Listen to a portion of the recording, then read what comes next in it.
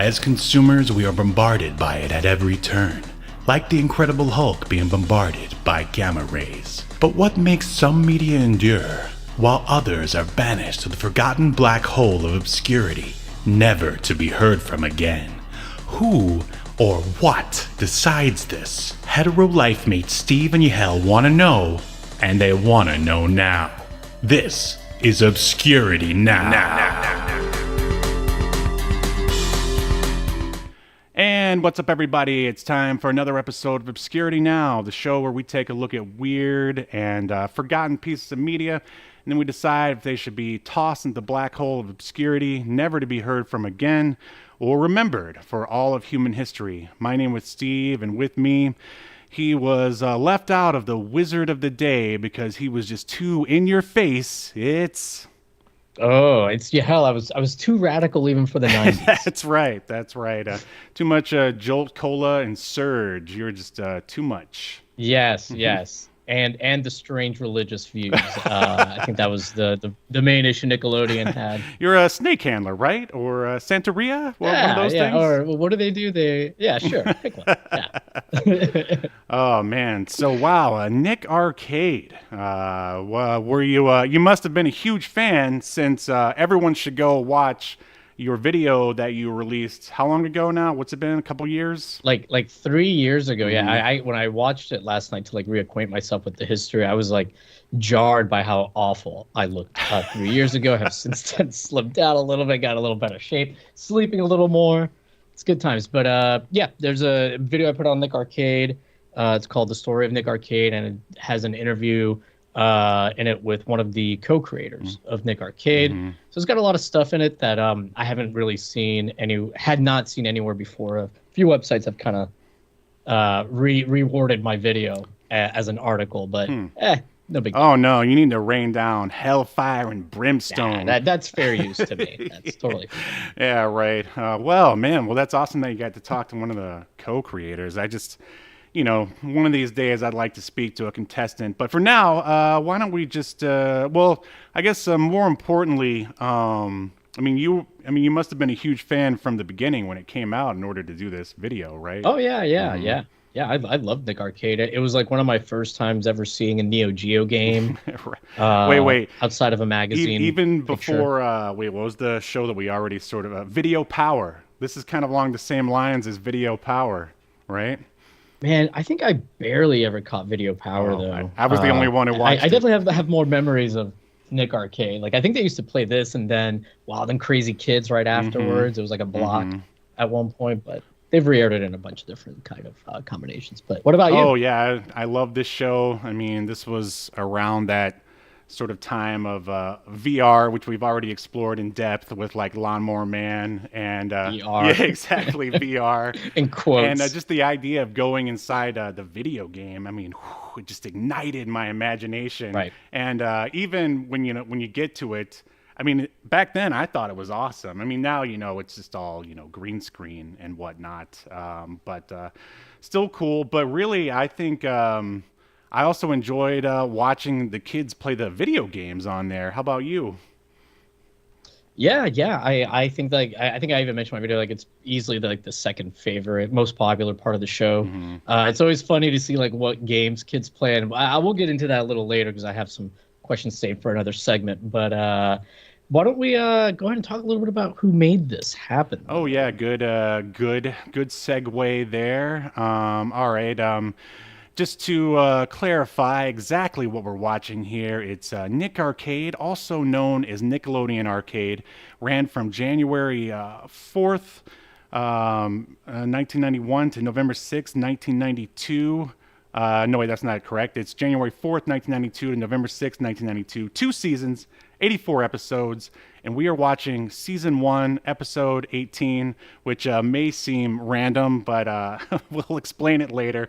And this episode is known as, it's weird, if you go onto IMDb, they're all sort of broken up by the names of the people in the team. That's the title of the episode. And this one is Rubin and Brenda versus LJ and Jennifer with a G. Have you ever known any Jennifers with a G?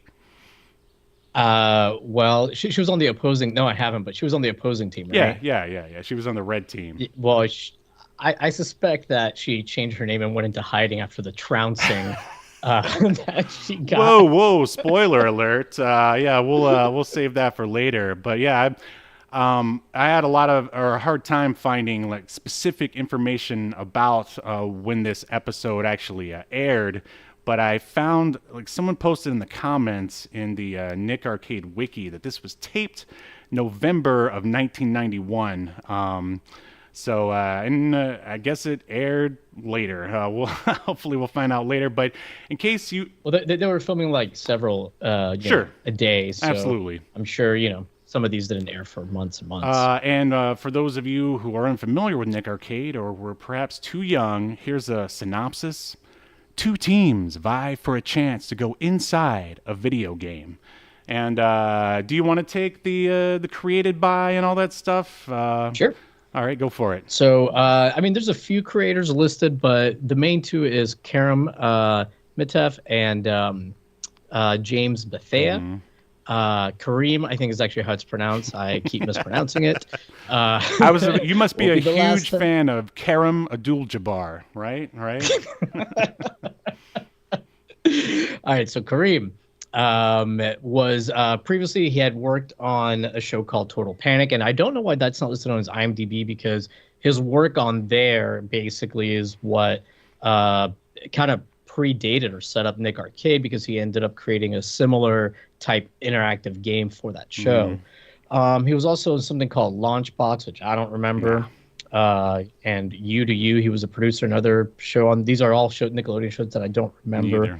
So yeah, and I do vaguely recall from when I was researching him that he's had some other work that he's done with like technical aspects, creating software and that kind of thing that's used in television production, which is kind of how he ended up falling into Nick Arcade anywhere. So he wasn't like necessarily a guy trying to get into TV. And it seems like he didn't stay in it for too long.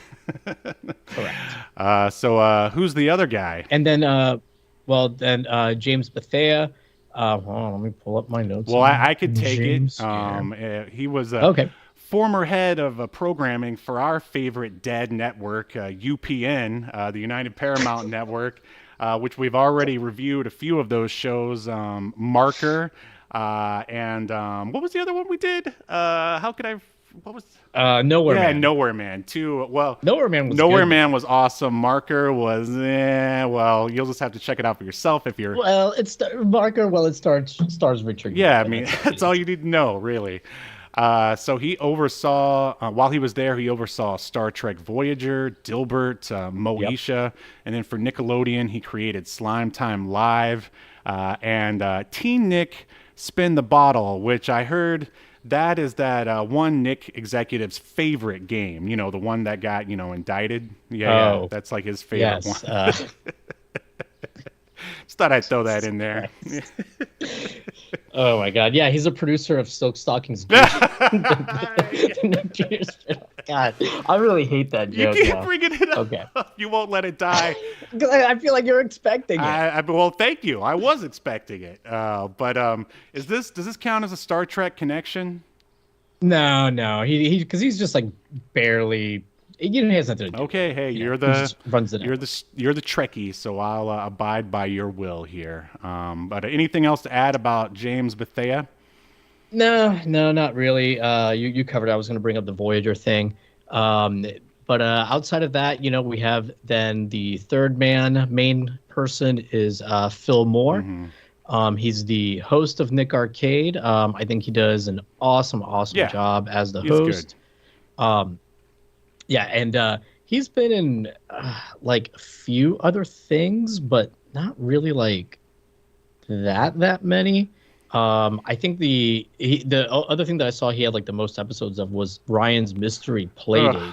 And Ryan's like that YouTube kid that does the toys. I know him. It's like 42 episodes. I know him well.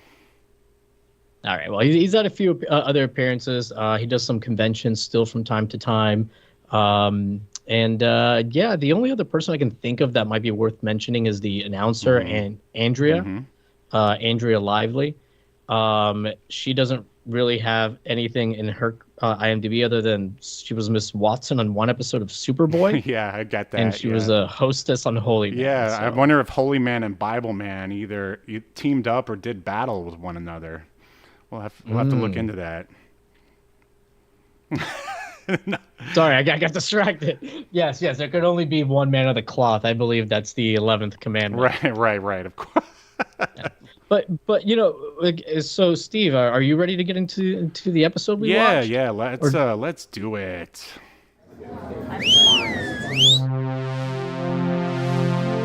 Welcome to your feature presentation.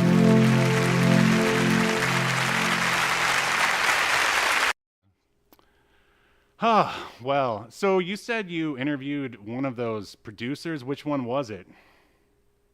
I didn't interview him. A guy I know had interviewed him, and he basically gave me all the raw footage so I could comb through him.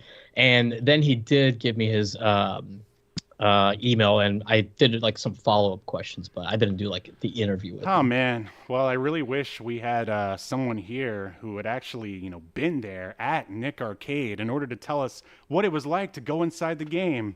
Maybe we should just quit podcasting right now and and hang it up. Yeah, we should have gotten someone.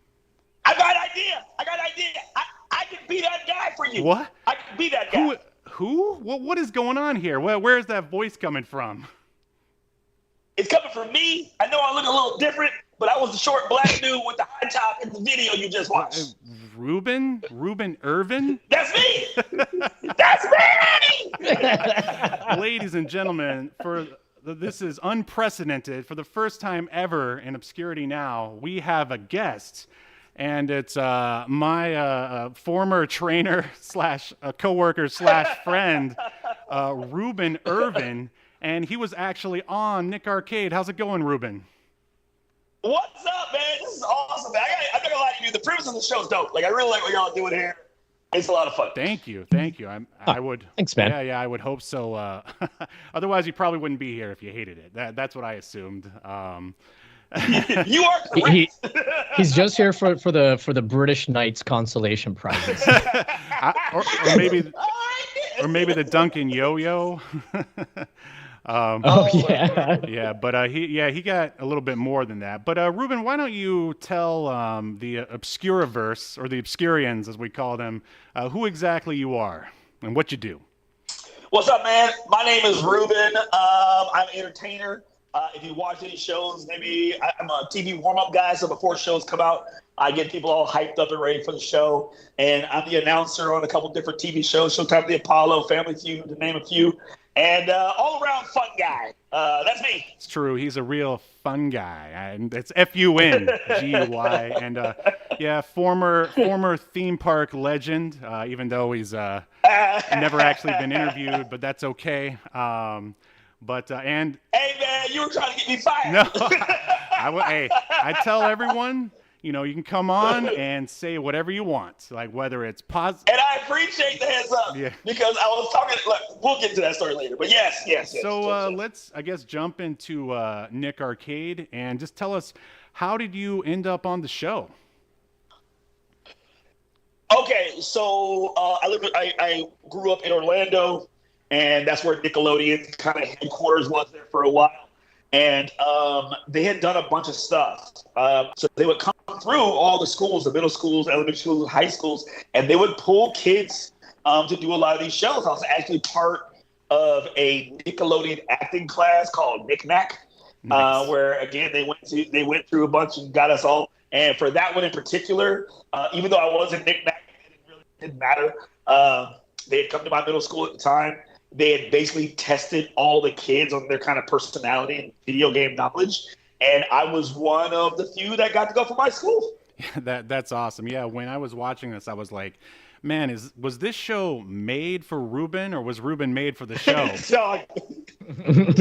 But if you go back and watch it, like, I was actually shy back then, man. Like, I definitely wasn't as big a personality as I am now, because I was so wrapped up in winning this thing. Like, this was nerd Olympics for me. There was no way. I can't play basketball. I'm too short for football. Damn it, tennis is not an option. If I lose a video game show, I can't go home. I just have to live in the Nickelodeon system.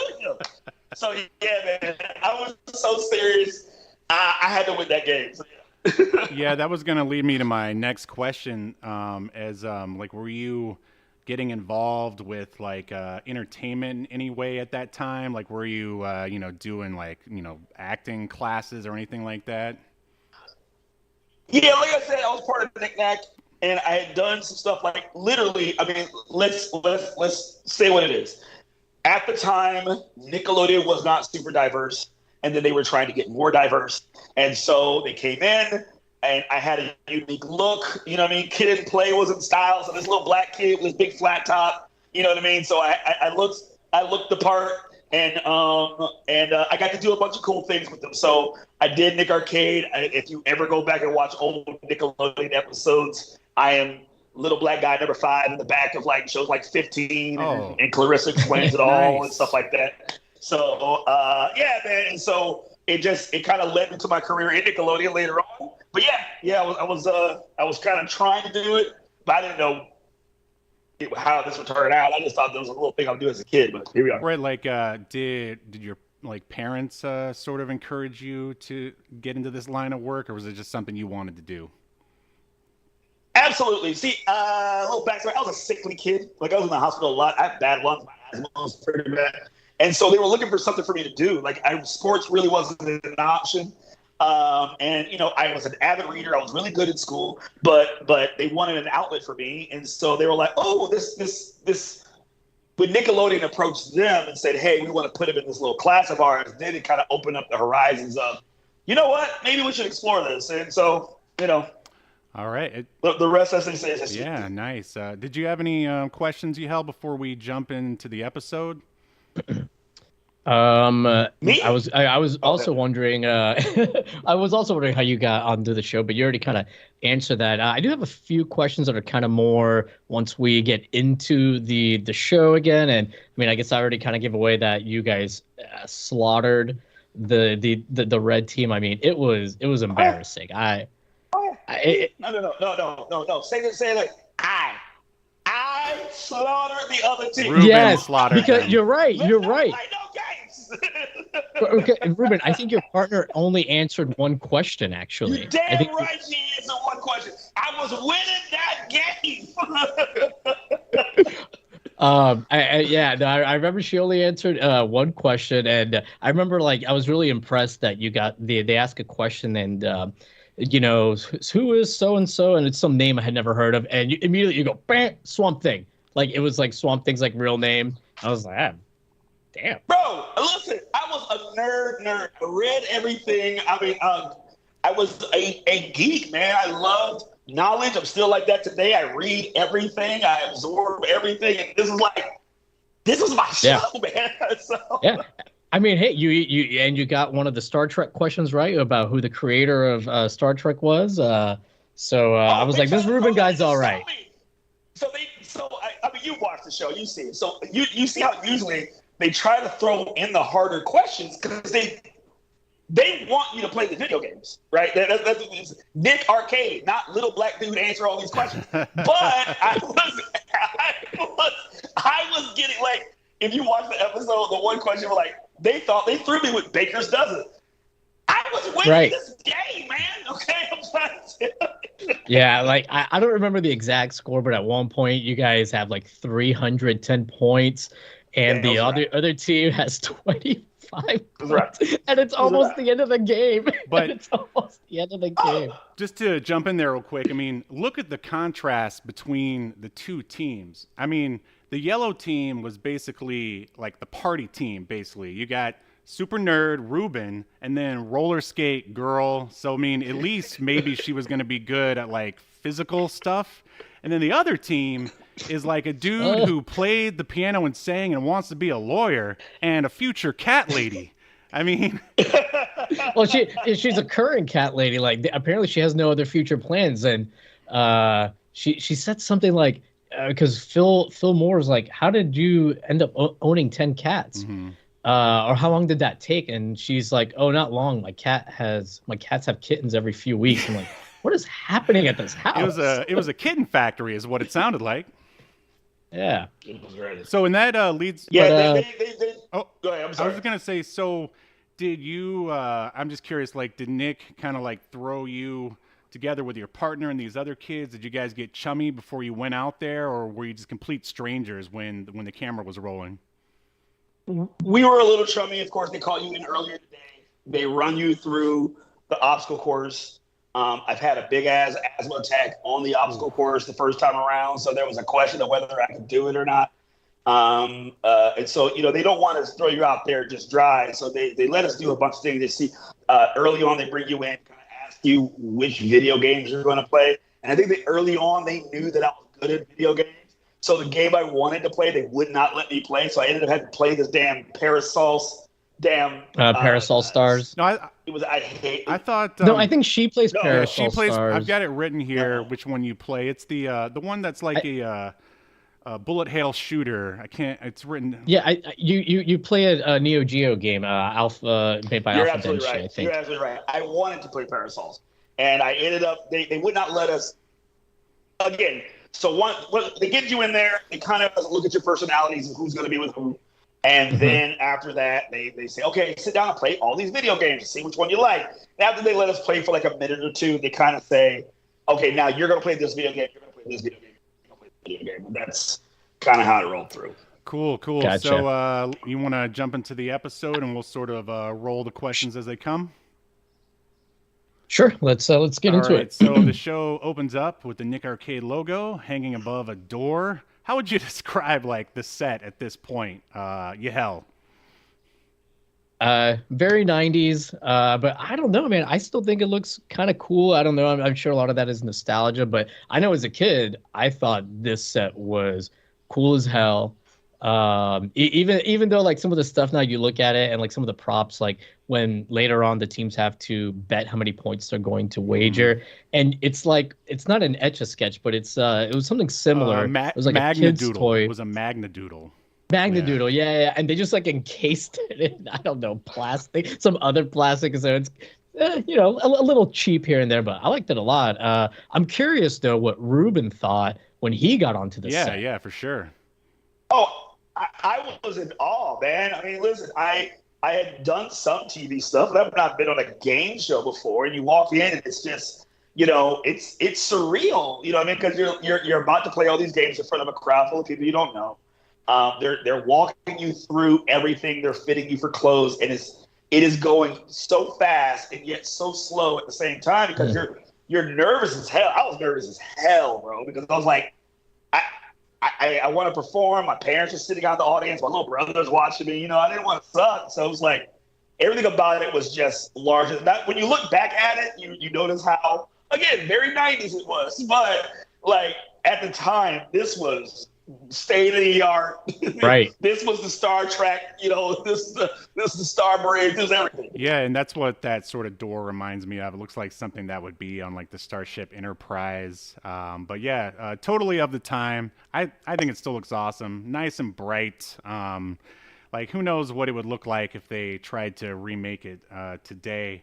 But yeah, you mentioned, and that was going to be a question I was going to ask you. Like, okay, so there were shots of a crowd, but the crowd was very quiet. Like, did they feed these kids like Valium or something before they go in there? I mean, there was like, looking back, there wasn't really like a warm-up person for this show for whatever reason. There was just kind of like a producer that would go out there and talk to the crowd. And so, I mean, hindsight 22, I didn't know what it mean, but now looking back, I know what happened. But yeah, I mean, these are just kids that got to the theme park. I mean, this is not like they were literally going to the theme park trying to find kids in the hot sun to come in and watch a TV show. Fun fact, if you go watch the first seasons of Family Feud, it's the same thing. But anyways, nice. Yeah. It's like it's like what TNA had to do when they were filming out at Universal Studios, Exactly. Exactly. Round like half the crowd would be wrestling fans and the other half are just people that wanted to get out of the heat for, a little bit. That's right. Exactly. Nice. So the narrator tells us that behind the door is the video zone, a place between our world and the video dimension. Waiting to challenge you for control of the video zone is one of the game wizards, Murloc, Sorsha, or Mongo.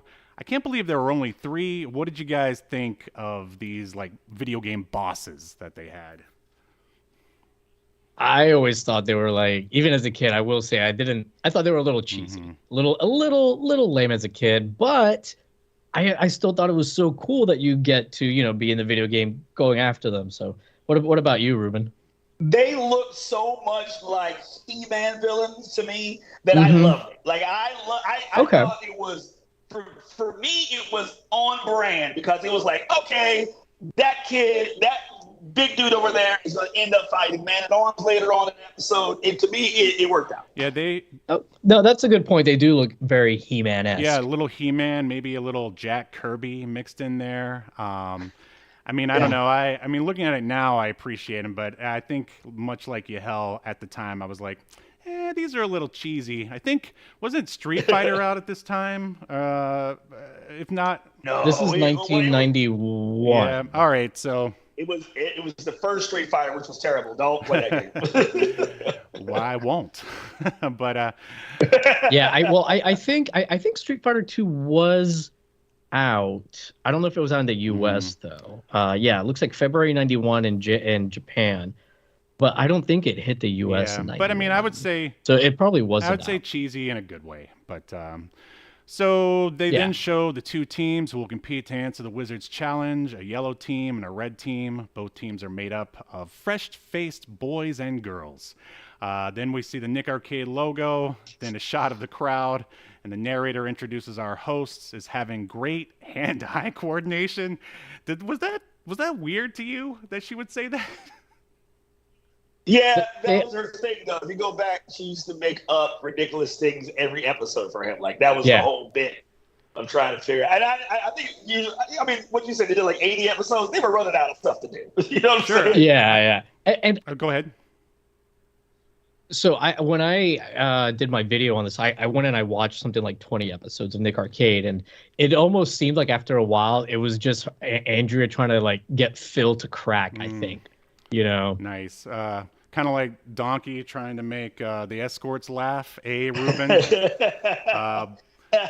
man, if I can get on the shoulder shake from Shrek, I'm doing a good thing. Right. Well, I mean, I just one of the things we do on here is we try to extract, possibly and take things the wrong way. It almost sounds like a jack-off joke, but yeah, I was like, was somebody out of context not knowing that you guys played the voice of Donkey at Universal Studios? Like, so confused. Like exactly. Yeah. But all right, so moving on. We see Phil Moore. He exits through the scary door.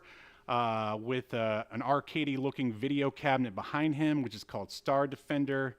Now, what do you think of the music at the beginning of the opening, or the music for the show in general at this point? Yahel. Honestly, the theme song is kind of not good. It's like dun dun dun dun dun. Like, it just kind of doesn't, like, I don't know, go with the whole look and vibe of the show.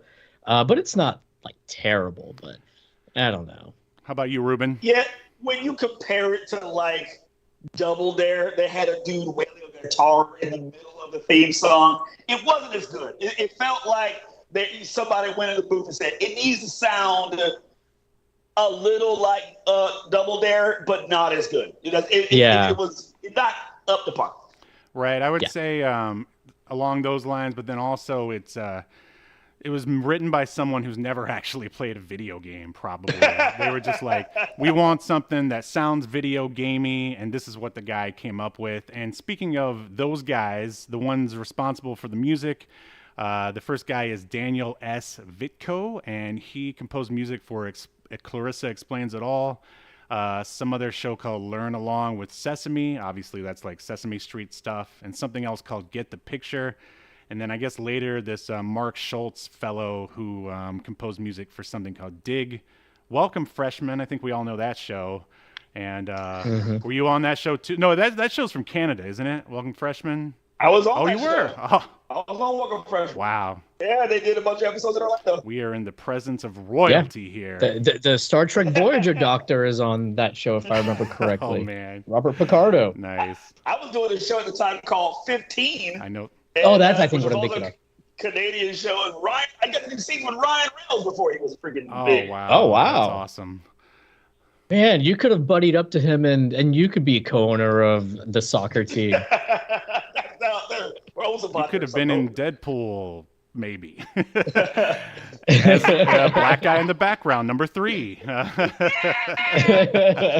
moved up. I'm number 2 now. Yes. Sir. Yeah, that's right. Absolutely. So Phil's. But yeah, but then ahead. one thing I want to mention is Phil's shirt. This is not nearly as outrageous or loud a shirt as he would often wear on the show, but Phil Moore's shirt, the host, is very 90s, where like one sleeve is one color, you know, the torso is something else. But in I think it's IMDb, where like if you look at the descriptions of episodes for season 2, it's only the show descriptions are just about what he's wearing. That. Yeah.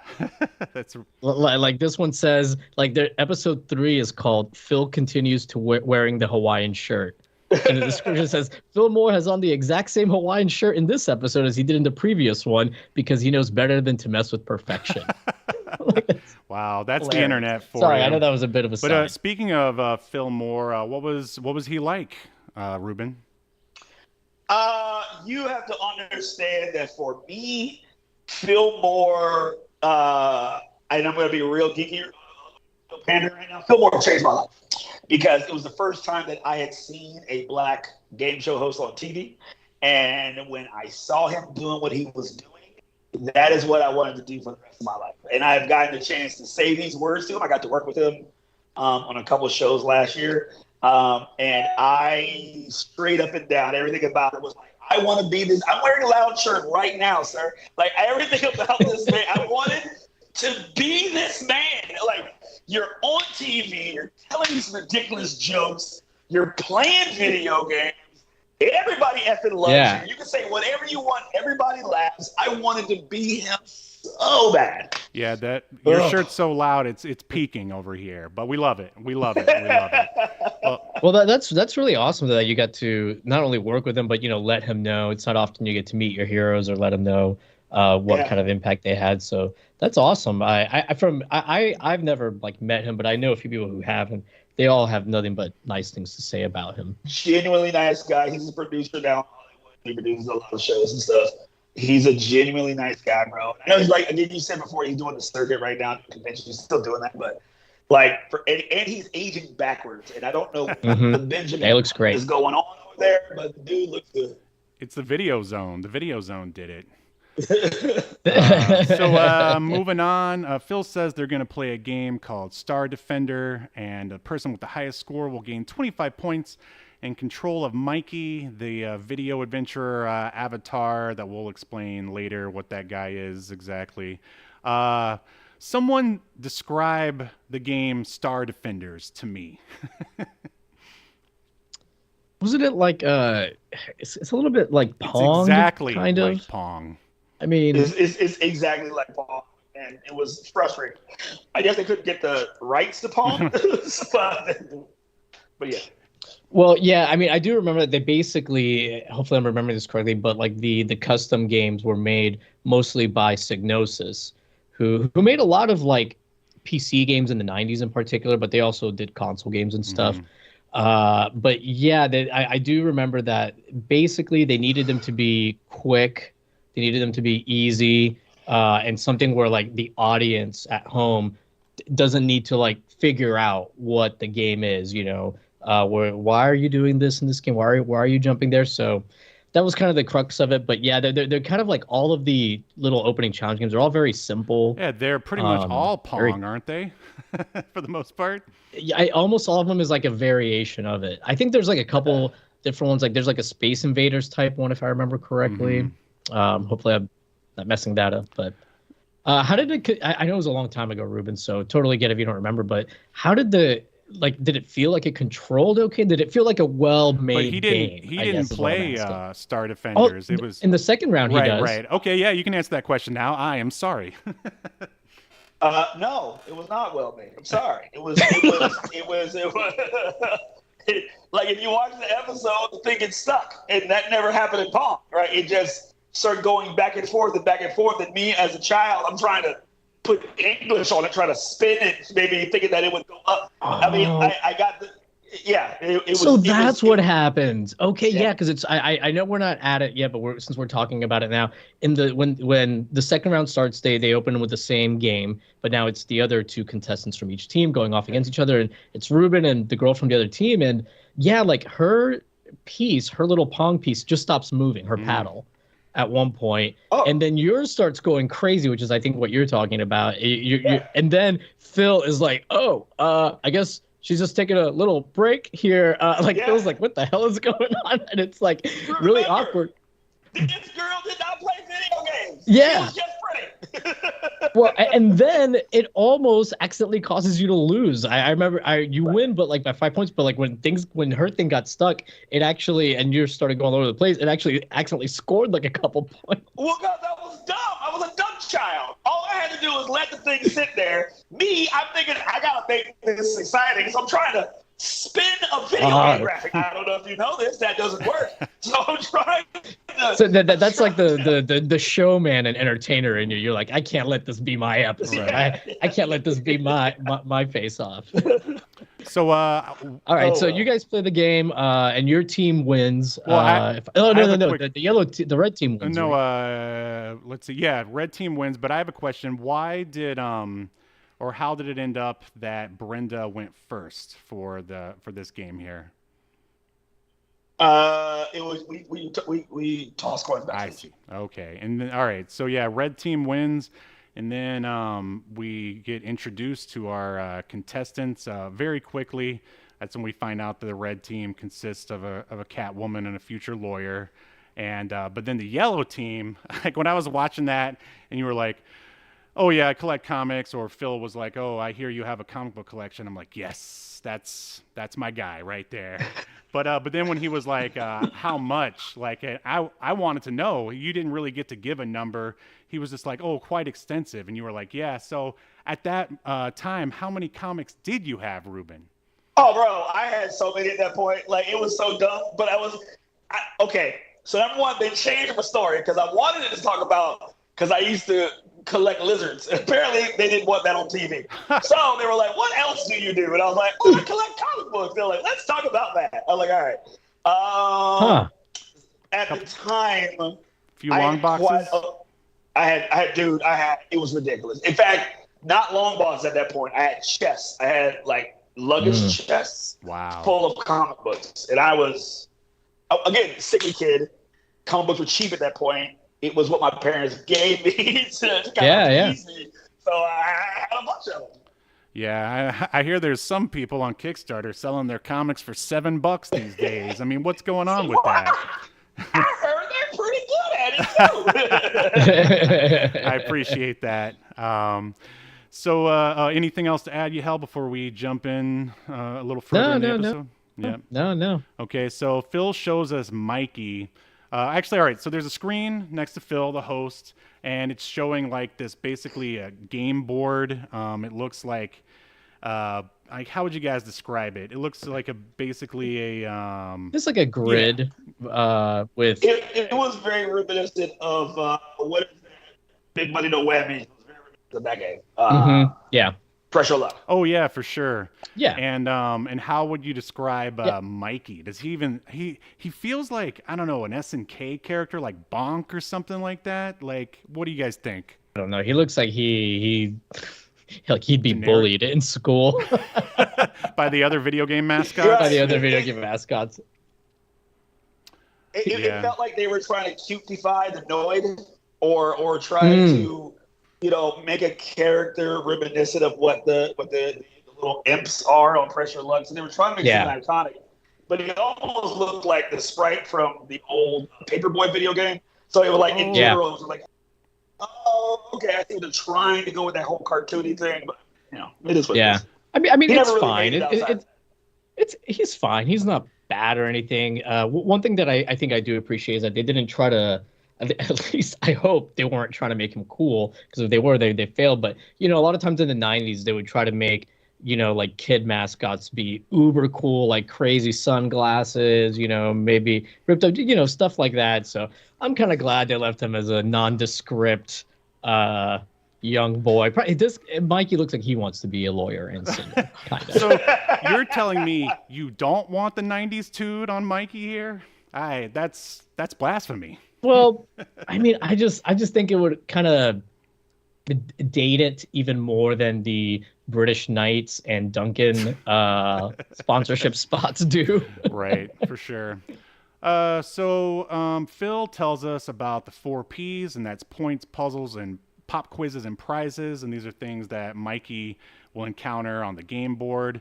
And you got to watch out for the enemy, which are these smooching aliens, which you can see on the Obscuritron if you're watching on YouTube. I don't know, pretty lame enemy. I mean, I understand why it's like cutesy and cartoony. I don't know. What do you guys think? What did you want, Steve? Like mobster guys with machine guns to roll up? A guy with a leather jacket without sleeves and shoulder pads. Is that too much to ask? No, you're right. You're right. I do actually like.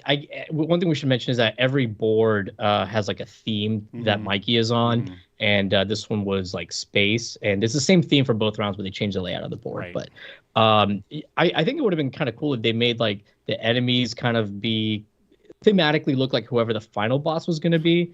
But I guess part of the show is revealing, right? Like which final boss you're going to fight. So I guess maybe that wouldn't be such a good idea in hindsight.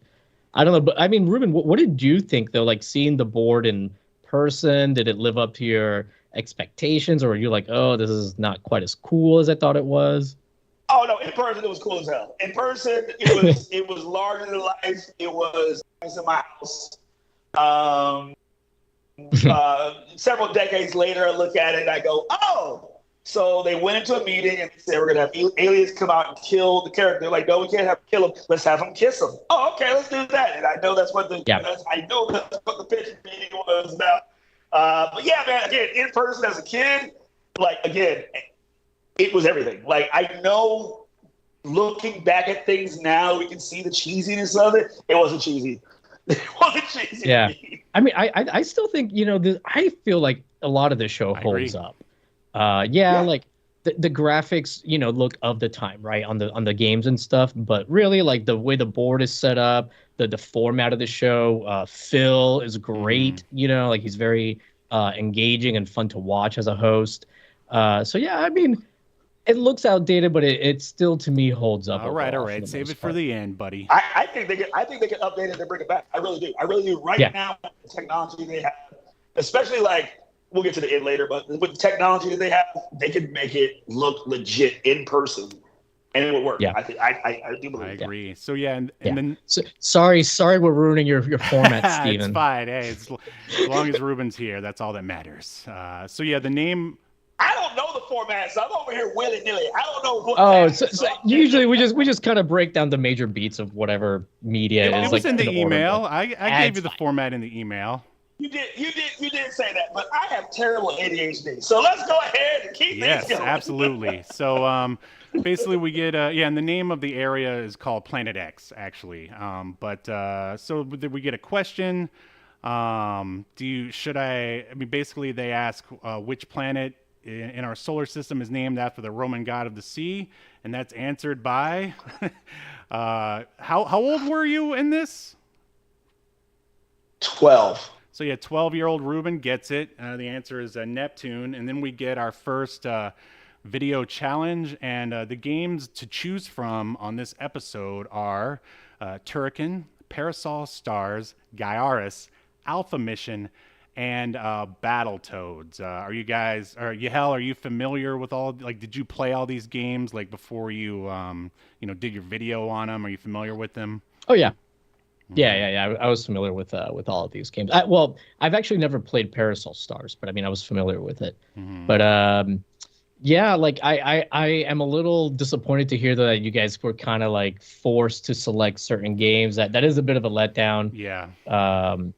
Because I always wondered. They're gonna produce it a little bit. Sure. Yeah, it makes sense, especially because they're trying to do this show live to tape. So they don't want kids, I'm sure, while they're trying to choose. So they want to get all that stuff done ahead of time. It does make all the sense in the world in hindsight as an adult. So, Yahel, which one would you have chosen if it was up to you? I mean, I would have always gone with one of the Neo Geo games just because unless you're like rich, you never get to like play Neo Geo games at home. I mean, at an arcade show or whatever. Mm-hmm. But so yeah. But I mean, isn't the the goal to like win here? I mean, the only game I would have been familiar with was Battletoads, so that's what I would have chosen just because I'm familiar with it and want to win. Okay, so I am shocked to hear this because so now knowing how the games are chosen, maybe it's not as surprising, but I was always surprised anytime anybody picked Battletoads because Battletoads is known for being difficult. Now, the first stage, the first section of it's not that difficult, but after that, it increases exponentially, and you don't know what they're going to put you in Battletoads. Yeah, so I would never have chosen Battletoads. But the lawyer dude played it, and he won. Yeah, because he played the very first part of Battletoads, the very first section. Right, where everybody else didn't. Right. Yeah. Well, so you don't always get put in that. You don't always get put in the beginning of the game on the show. Right. Yeah, well, exactly. But and you also got to remember, like, a lot of it is not knowing how to play the game like the game's meant to be played, right? A lot of it is how many points can you rack up in this game. And never in my life have I played Battletoads for the points. For points, you know what I mean? So yeah. it was like I never cared about the points at all. Either. You know what I mean? It's And true. so that was the whole thing. Like for me, it was like which games seemed like I could play the best when I really should have been thinking which game can I rack up points the fastest. You know what I mean? So yeah. That's a good point because, like, I don't think they ever even have Mario Brothers on the show. But, like, if you're really, quote unquote, good at Super Mario Brothers, that might mean to you that you can finish the stage in record time, but you get less points if you're just going through and not killing enemies on your way to the end of the stage. So, yeah, that's a great point about the points. And I would assume, watching you play Alpha Mission 2, that it would be actually easy to rack up a decent score because, it's a bullet hail shooter and, but it seemed like there weren't enough enemies coming toward you in the allotted amount of time. So I don't know. It seems a little unfair. What do you think? And again, man, so you die quicker. Like, again, I was never into shooters like that. I shouldn't have played that damn game. And again, it was about points though. It was about not getting through the stage. You can go through and beat all the enemies you want, but if you don't rack up enough points, it's for nothing. Yeah, for sure. Well, anyway, so yes, unfortunately, the golden boy Rubin does not meet the challenge here, but it's no big deal because Brenda only wagers 10 points, and so we're moving on. Now it's Reds. That's like the best thing she did. Not that it would matter because you would answer so many questions. It wouldn't matter how many she bet. Right. So now it's Reds. The red team's turn to control Mikey, and then they automatically get the smooch aliens, and I'm just like, wow, poor kids, but whatever. Hey, that's how the game is played. What can you do? And so now you guys get control, and you go down and automatically get 25 points, and I'm just like, wow, everything is just coming up yellow here. Like, what were you thinking, like, after that? Like, after they just got smooched by the aliens and you guys just got an extra 25 points, what were you thinking? You would think I'd be happy. However, I'm thinking to myself, don't blow this. That's all I'm thinking about. Go back and look at it. I was in my head the whole game. You were taking it seriously. Into the street. Everybody else trying to have fun. Fillmore is wearing Jordan-ass jeans, telling jokes, and I am the most serious child on the planet. I got a flat top and a ducktail, but I didn't care. You're like, I wanted to win. You're like a Klingon in a battlefield. Everyone else is at Nick Arcade. You're on a battlefield. I had to win, bro. My dad's in the Army. My dad's chief master sergeant in the Air Force. I could not lose. Okay. I gotta say, like, I think maybe like after you answered the second or third question, I was like, oh, there's no way. I was like, these guys are gonna win. Like, it's pretty obvious. But it ended up being just Rubin basically that way. Rubin won. They started calling. I swear to God, on the second commercial break, Phil and the producers just started calling me Answer Man. That was my name backstage for the rest of the episode was Answer Man because I was trying to win, bro. Yeah, man. Yeah, I could tell everything that you just said. I was like, I know you, and I'm like, I bet he's out there not having fun and just 100% serious about it. And with an awesome flat top. So moving on, there's a pop quiz, and that's when we get our Swamp Thing question, which, I mean, when is anyone ever asking questions about Swamp Thing in 2023? I love it. And of course, Rubin gets it. So did you, Rubin, were you reading Swamp Thing, or did you just happen to know it? Oh, okay. Well, I was reading Swamp Thing. There was also the USA TV show, I believe, was on at the time, and the cartoon. Oh, yeah. So it was a Swamp Thing mania back then. Good point. I think the cartoon came. The live action was filmed at Universal, but that was later. But definitely the cartoon was on TV for sure. Mm-hmm. So all right, so then you guys go down, and there's some weird sort of categories to choose from.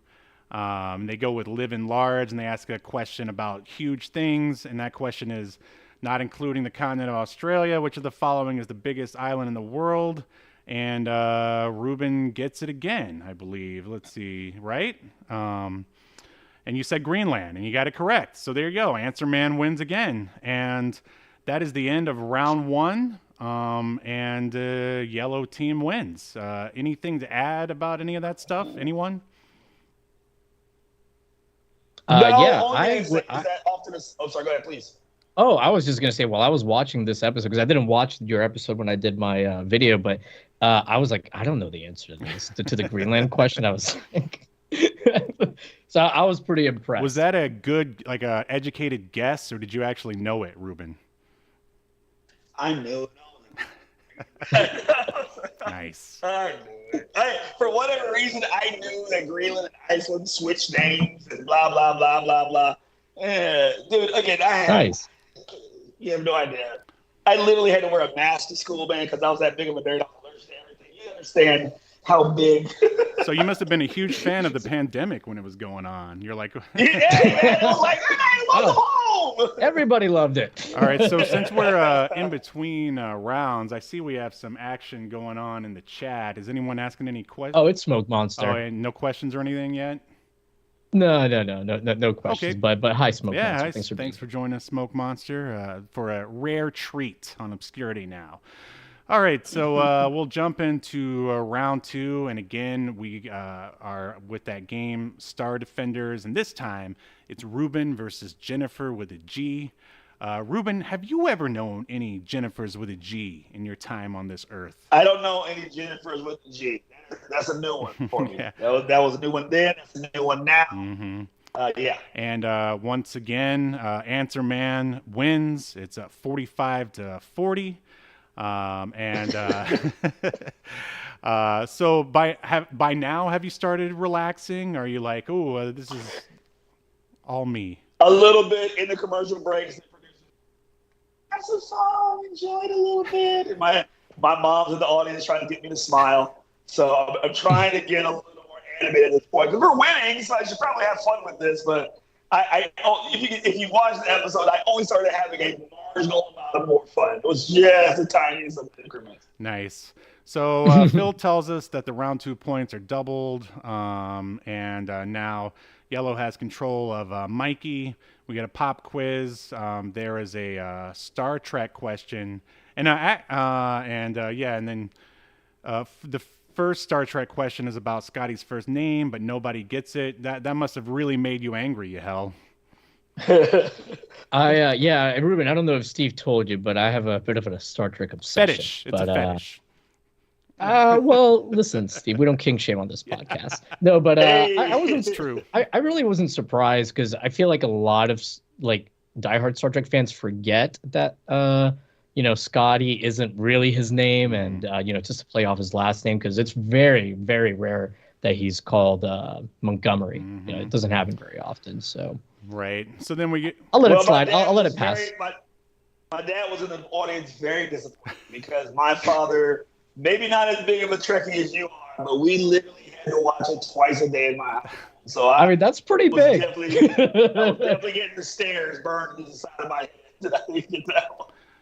He's like, we have to step up the regimen. We're going 3 times a day now. Yeah. Nice.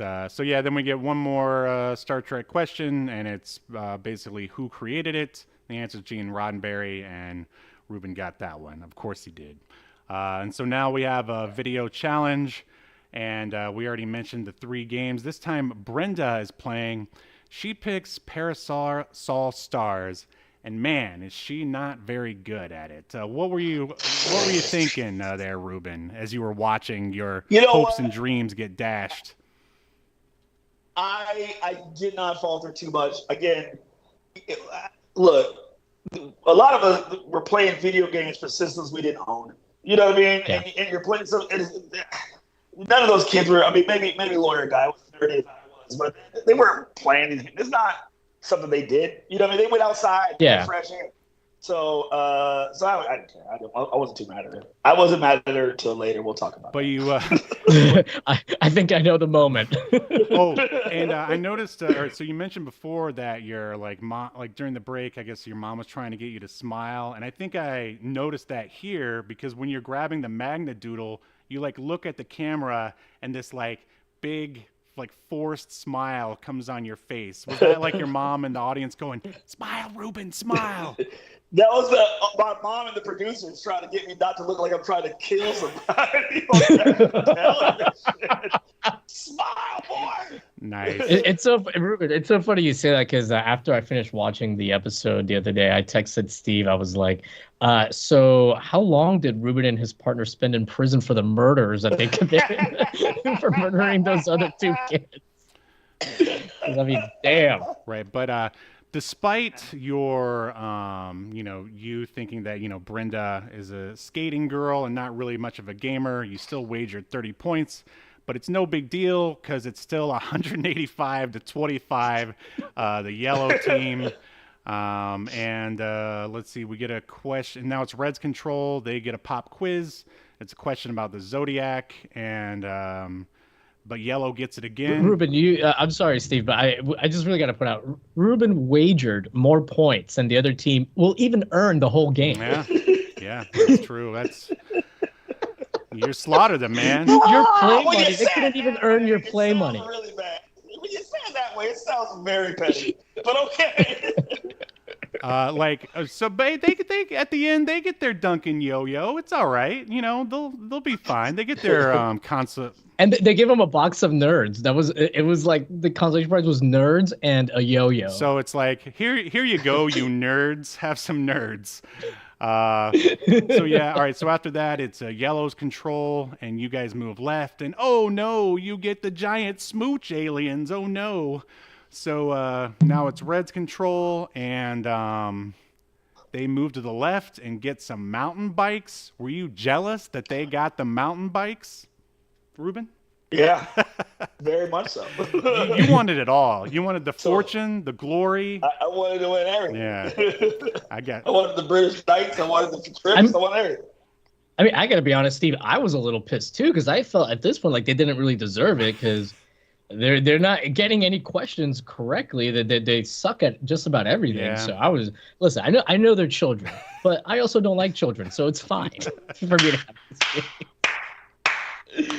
No, but yeah, it did feel like a little unfair to me, but I guess good for them, right? They had something to go ride around in while they're crying about their defeat. Yeah. So, all right. So now they move left, and there's a video challenge, and LJ, the lawyer, his name actually stands for Lawyer Jerk. He picks battle. I'm just kidding, LJ. I'm sure you're doing great now. Probably better than us. Who knows? Especially if you're a lawyer. So, I mean, I guess I shouldn't make fun of you. Anyway, he picks. Hey, maybe he'll sue. Yeah, there you go. You never know. He picks Battletoads, and surprise, surprise, as bad as the red team did, they did win the 10 points that were wagered. And LJ puts us all in our place by beating the point spread, I guess. Okay, so I got to talk about this wager, because if anyone should be mad right now, it should be LJ, because you guys are Ruben. I think at this point your team has it still has 180 something points. Yeah. And the opposing team has 25 points or something like that. Why not wager all 25 of your points? Like you're losing by so much. She just wagers 10 points. Once again, this is not entirely their decision. Oh, that's right. That's right. Involved, so they don't want them to come in. And now we got 0 and negative scores now for these damn children on national television. So, they come in, they go, I know you could bet it all, but why not just bet this? And then, you'll make it up later and you won't have a 0 on TV. Okay. Okay. Yeah, exactly. I guess they're looking out for the kids so that they won't be as embarrassed. As embarrassed. Yes. All right. Because, hey, I mean, they're clearly going to lose at this point, so. For sure. Hey, but at least they got some. Maybe that's why. Maybe there's some guy back there controlling the game board, and they're like, "Oh man, the red team's really biting it. We got to give them some mountain bikes." I mean, and it could have been anything. I mean, it's a conspiracy, man. Actually, the interview that I had with footage with Kareem, he actually talks about how everything had to be, because there's all these federal and government regulations regarding game shows. Everything had to be random, and they had to be able to prove at a moment's notice that yes, this was randomly set up beforehand. We didn't change anything mid-game to with the board or yada yada. I've heard of that. Yeah, so that makes sense. So maybe it's not a conspiracy. I'll walk that back. I can literally tell you that my current life can tell you that could not happen. There's an organization called Standards and Practices. They will swoop in and shut it down if there's any hint of impropriety. Yeah. Nice. I guess we see how Steve would run a game show with no integrity. That's how I run this podcast, baby. So we got another question here. They reached the goal, and the final question, I guess, is if a rock from space survives the heat re-entering the Earth from the atmosphere and crashes to the ground, which is it called? And it's a meteorite. I believe Rubin got that one as well. So the final results are yellow team 335 and the red team 35. Wow. What a massacre. How do you feel about yourself? That's not my fault. Ruben? Hey, man, look, man, I felt good. I had to win. Listen, I'm sorry. I don't know the people. They didn't know me. in my mind, just before you guys came out for onto the stage, you're backstage licking a knife, staring these kids down. Licking a controller, more like it. I think the worst part about it is we were having a lot of fun backstage before the show, and I was not having fun on stage. Smoke Monster in the chat asked if that was a record on the show. I don't know if it's a record, but based on the episodes that I've seen, I personally don't remember anything higher. I think I saw another team get in the low 300s, but that might be it's got to be up there as far as the number. Hey, don't tell me that. My ego is big enough. Don't. All right. So Ruben was backstage. I assume you got to see the other team backstage afterwards, right? They escort them off pretty quickly. After oh, really? So you don't get to see if they're mad at you or sad or want to fight? I mean, I saw them in the green room afterwards, and nobody was too pissed off. But immediately after that round, we didn't see them. Okay. Well, I hope that. Yeah, I was curious. I hope that one day you run into them as an adult, and it'll be nice and awkward.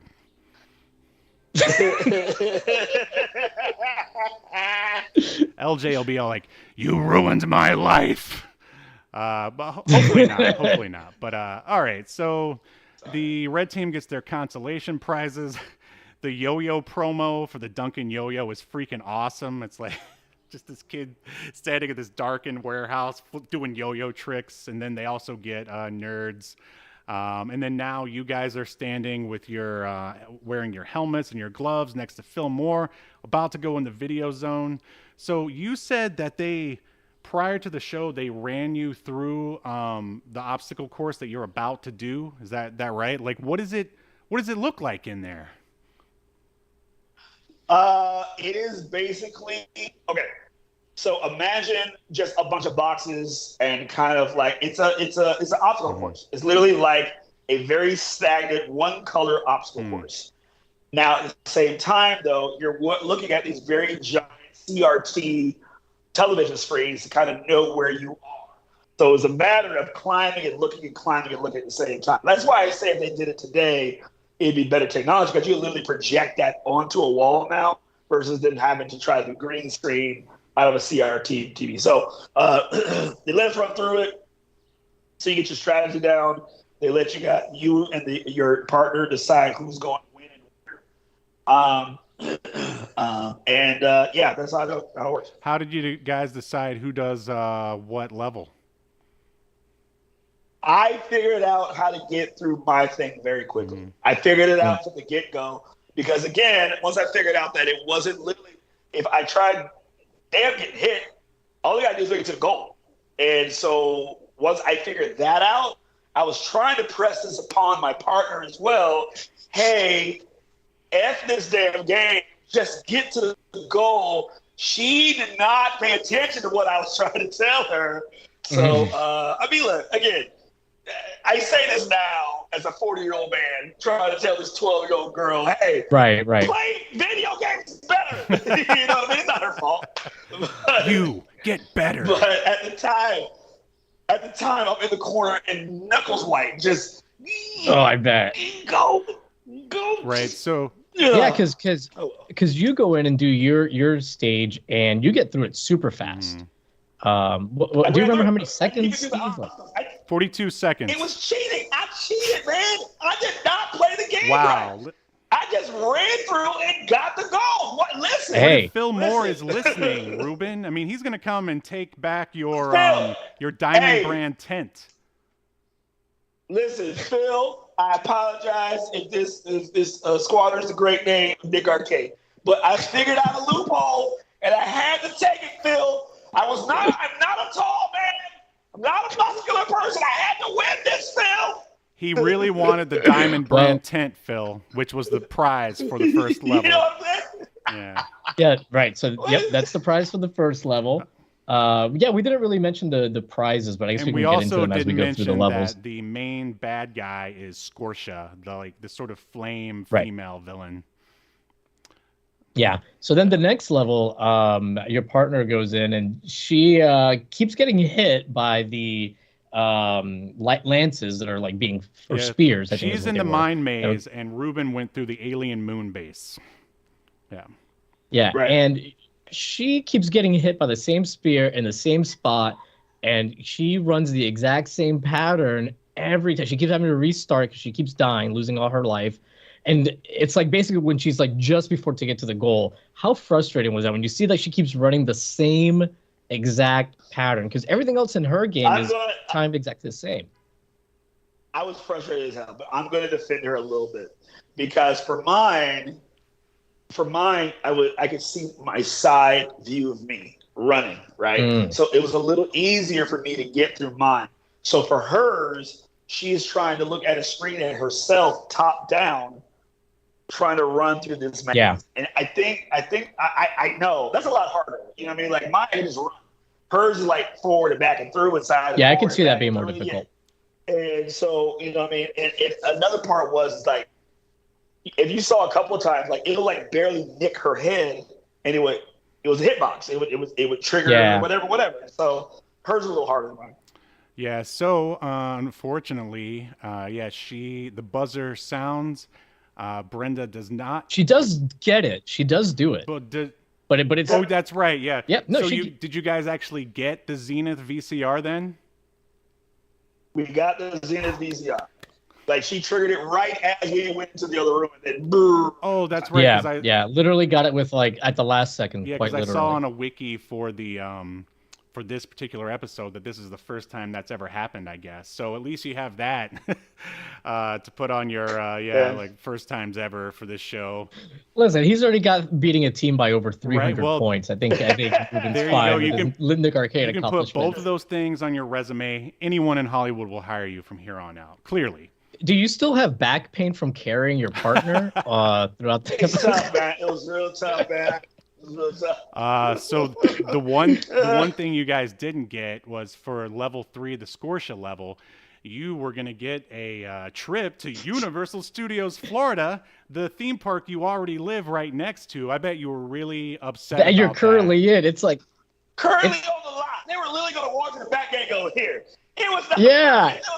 It's like, congratulations, you want a trip to where you're at right And now. the way they describe that hotel makes it sound like a budget resort. It was the star quality resort, and they were like, "Oh, known for its something something," and I don't know, it just made it sound like it was basically a Super 8 motel or something.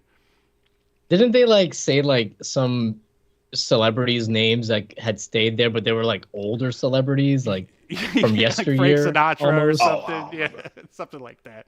Something like that. Leaf Garrett stayed here once. Paul Rubens. Lee Majors was in the fire. And so that is the episode. Basically, anything else to add before we render our verdict, gentlemen? I don't know No, if Ruben no. does. He may. I will say this. I would do it again. Hey, I want to give a shout out to my partner because, like, during the pandemic, she hit me up and was like, "Hey, I think we did a TV show together one time." Oh, wow. So yeah, I got to like reconnect with her a couple years back. Oh, So, that's really cool. Yeah. That is really cool. Shout out to everyone. And it launched, that whole thing kind of launched my Nickelodeon life. So I love it. Oh, nice.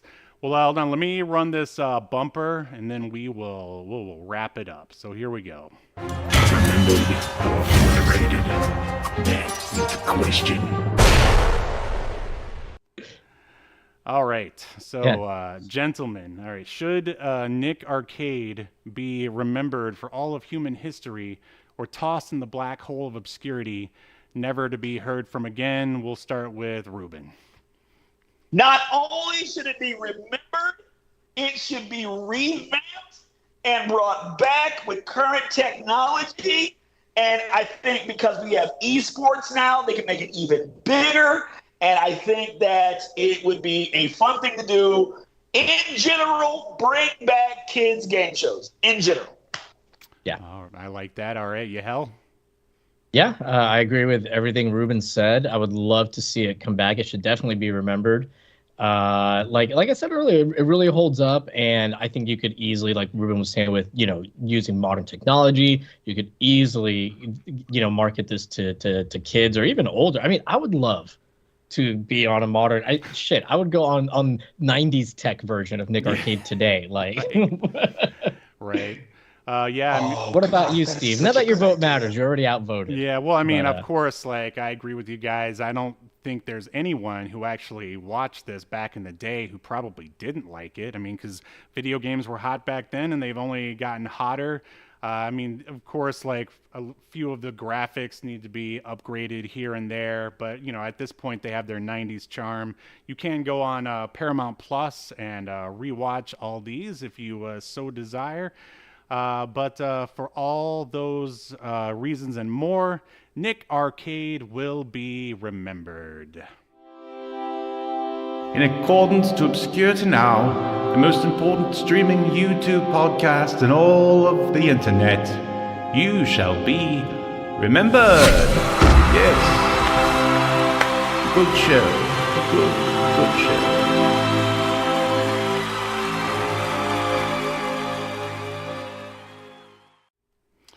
All right. Well, that was awesome. Ruben, thank you so much for coming by. I can't believe it actually worked out.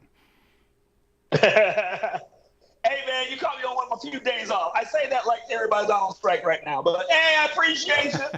Thanks a lot. Yeah. Hey, thanks a lot for joining, Ruben. It was a really, really nice meeting you, and man, it was so cool to hear all these stories. I wish I would have known you were on the show back when I did my video, so I could have interviewed you. I mean, I never even knew you were on the show until I saw you you posted like a picture, a screen grab of it on your Facebook, and I was like, oh man, he got to be on Nick Arcade, that lucky bastard.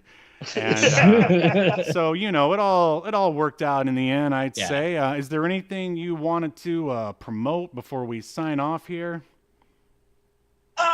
Hey, listen, hang out on my Instagram at I am Rubin Ervin. I do cool things over there. But other than that, please continue to watch Family Feud so I can send my kids to college. And that's about it. All right. Anything else to add, Yahel, before we sign off? Nope. Just thanks again to Rubin. Really made this episode a lot more fun than it would have been with just Steve. You know how he is. I'm a real drag. He's a fun guy. A real hard ass. Yeah. Yeah. And by fun guy, he means an actual fungus, a mushroom. But, yes. No. All right. Thank you for listening or watching wherever you are. And we will be back next Sunday as we continue to unearth more obscure media only on Obscurity Now. We'll see you next week. You've been enjoying Obscurity Now, a podcast that's recorded live to tape and streamed to Twitch and YouTube. Subscribe so you never miss an episode or hilarious quip. Take us with you by following the download links provided in the show notes to wherever you get podcasts. And take notice of our various social media links. If that's what you're into, I'm not here to judge. And make sure you join us live next week at 6 p.m. Eastern, 3 p.m. Pacific as we continue to discuss more obscure media only on Obscurity Now.